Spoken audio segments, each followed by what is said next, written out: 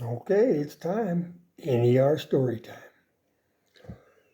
I've realized I've developed a habit, that I'd never really thought about.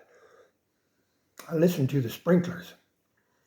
See, we only get to use the irrigation here about once every 4 days, and I can run it about two sprinklers at a time because that's what the system provides. So when they're running, I've gotten used to the sound they make.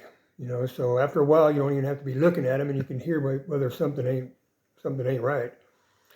Maybe a sprinkler stopped turning, or maybe one broke. Maybe there's a problem somewhere in the line. Those sound changes, and because I've spent enough time around the system, I notice them. And I got to thinking about how much of resilience is probably like that. It's not always some complicated monitoring system and telling you what to do. It's sometimes it's just knowing your own systems well enough that you notice when something changes. Whether it's the sound of the water, whether it's where the soil feels, or how long a gas bottle lasts, or your propane tanks. So it's